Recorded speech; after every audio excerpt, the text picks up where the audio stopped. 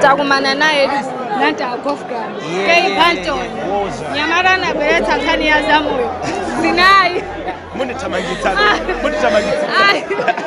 show yale ukiona banje hayi ripo kwambira hayi ungafotokozeko kamono kuti mene zikuendera kulipo like maybe jimene nangoliona be kuti chikufoera cause cloud ndaye kuli crowd kwambiri it's overcrowded mwezo then ngiri jo kuti nolo kuujeni kuchano ku VIP sikukuoneka songa ndi ku VIP you get it koma I don't know kuti I can say it it's a problem kapena mayaze koma be munjira ina it's a problem munjira ina it's not a problem cause people akubwera akulowa and the more anthu akulowa the more Munawa show is making money, yeah. The issues that happen between you and Gwamba, zimaoneta kuti iweyo sungabwere kuti go kushow yake mix so you were not on the list of people who were invited in.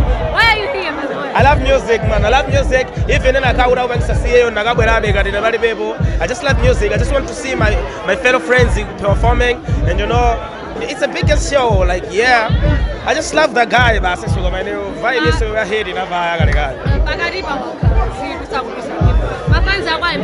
Ndatulusa nyimbo popano achale Zinayi ndi maswera komanso pakubwera nyimbo ina so title Benito like yuroga popano kwa joina tukomeko it's Benito and Benito this is Benito nyimbo hii tulapanje zina la Benito what's it's not okay like it's not mine it's his so is it a discussion yeah no ndiye like mena bangira the likes of DJ Khaled like can you just do a song yeah ineyo simply ndeka mulisina produced by Gusto.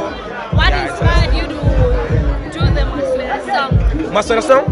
Oh, I like, okay, like, you know, I like chilling. Okay, what was the main mind and my car? My guys, Maswera, like, you know, I'm a friendly guy. They're gonna be good. You know, friendly, why, you know, so you're friendly. Thank you so much. Yeah.